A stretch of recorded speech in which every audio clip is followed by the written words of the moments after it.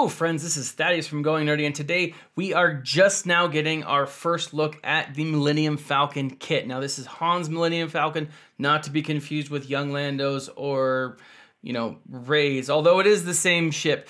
This is post L337 being integrated into the ship and pre, Han getting stabbed in the chest by his son. But this is a very interesting ship here because one, it's the first ship, the first legendary ship that requires essentially two legendary characters to pilot it. Now Chewbacca is a legendary character.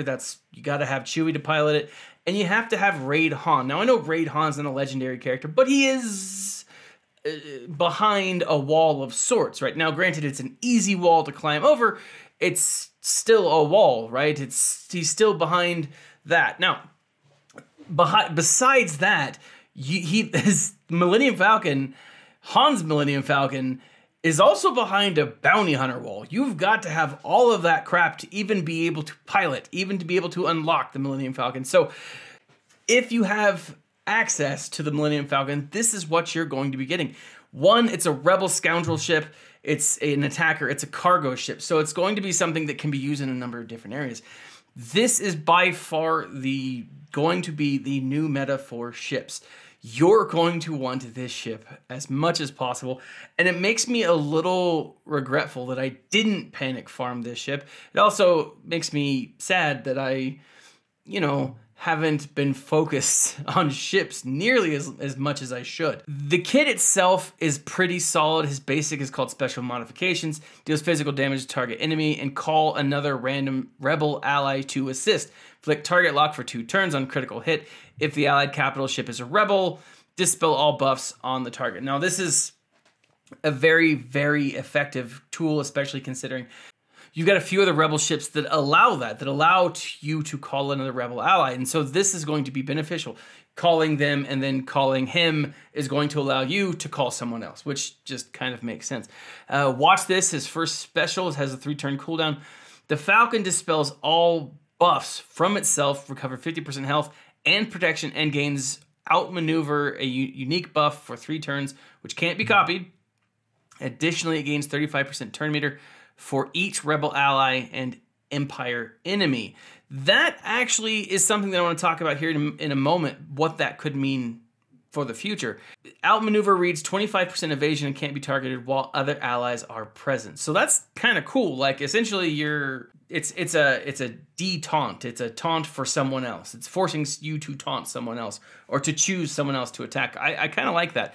His special ability number 2, Punch It, reads deal physical damage to all enemies and grant all allies defense penetration up for 2 turns. This attack deals 25% more damage for each dark side and each Empire enemy. So the way that they've done this in the past is those have been stacking. So dark side Empire characters, ships are going to hit twice as hard or be hit twice as hard. His first unique, she may not look like much. Yes, she, granted before, I think, L337 was incorporated into the Millennium Falcon. I still think Han called it a she, but now it's officially a she. So I don't know. I mean, I'm sure there's like dirty jokes that you could add there, but I won't make them because I can't think of any at the top of my head. Reads all allies gain 10% critical chance, double for rebel allies. So 20% critical chance for rebels, and you're going to want to use a rebel team for this. The Falcon has a 50% chance to assist whenever another rebel ally uses an ability during their turn. So think that. It's like he's a 50% chance to assist with his basic. His basic calls someone else to assist, which is awesome, or at least another rebel ally. If that rebel ally calls, this is just a very heavily assisted ship, right? This is like assisted living. I mean, that doesn't make any sense, but it's still a lot of assists here, right? Whenever any ally reinforces, the Falcon grants them accuracy up for 2 turns. If that ally is a rebel, they also gain critical damage up for 2 turns. Additionally, when another rebel ally is inflicted with 3 or more different debuffs, the Falcon dispels all debuffs on them. That is pretty awesome. And the fact that it's unique, it's passive, really is going to be beneficial for a rebel team. It's going to be very effective. I really like it. And then reinforcement is called Yahoo. Grant all other allies foresight for 2 turns and call all rebel allies to assist.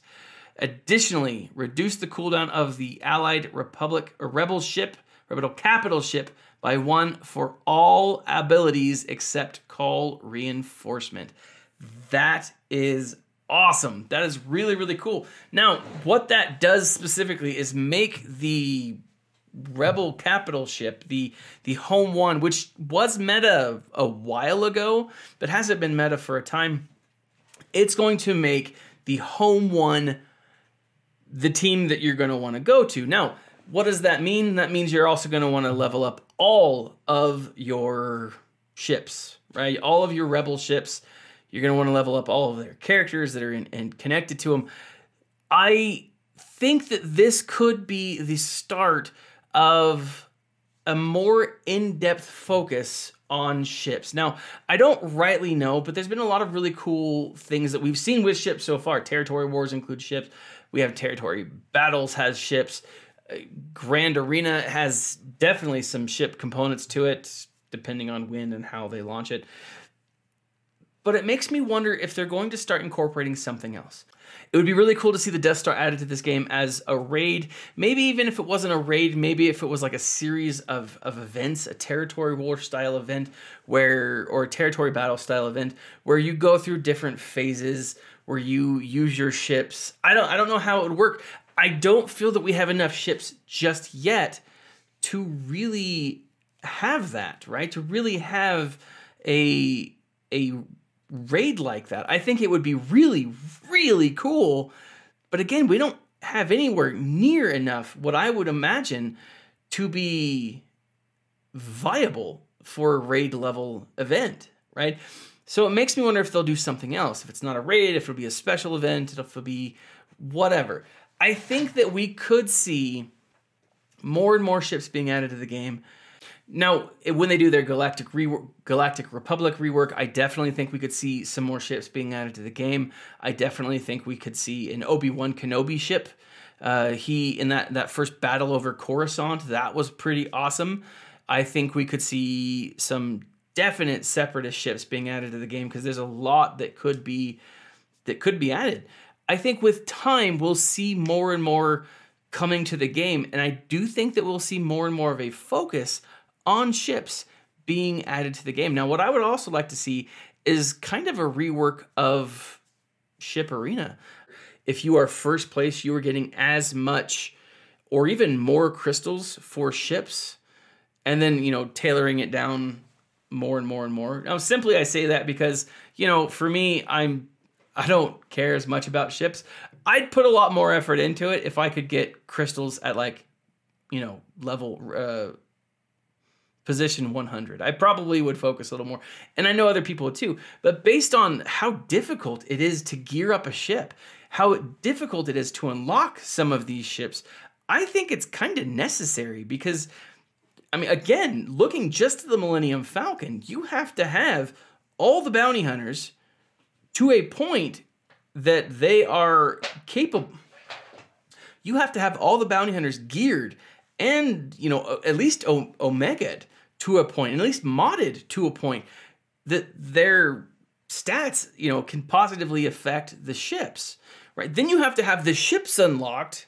You have to have them leveled. I think that really they should be giving more rewards when it comes to ships, because it's just not worth it enough in my mind because of all the work you have to put into it. Now, the way that it stands currently, you don't have to do that much because it's not as competitive as, let's say, Arena. There's not as many people who are like, hey, I really want to be first in ships every day. If you really want it, from what I can understand, it's not that difficult. You just have to focus, spend a couple of months gearing your ships up, focusing on a few handfuls of components, figuring out where the meta is, and then just trying. Because, again, it's not as competitive as a lot of the other areas of the game. And because of that, I think that we could see a rework. with Capital Games trying to get us to be more involved with ships. I think it just makes sense, but I don't really know. I think Han, for sure, Han's Millennium Falcon, hands down, is going to be the best ship in the game for a while. If we see a focus on ships, we could also see a Rogue Squadron being added. We could see, obviously, Luke's X-Wing being added. Rebel pilot Luke. I mean, we do only have 2 Luke Skywalkers in the game, whereas we have, what, 5 Hans and 4 Chewbacca's? I think that it's very possible that we could eventually get more and more Lukes, and hopefully we do. But what do you think of the kit? What do you think of ships? Do you think that we're going to see more and more focus on ships here in the next couple of months, in the next quarter, the next year? Or is this just kind of another one-off that we've kind of seen in the past? Leave a comment in the section below, like, subscribe, and share. This has been Thaddeus from Going Nerdy, and as always, my friends, smile and stay nerdy.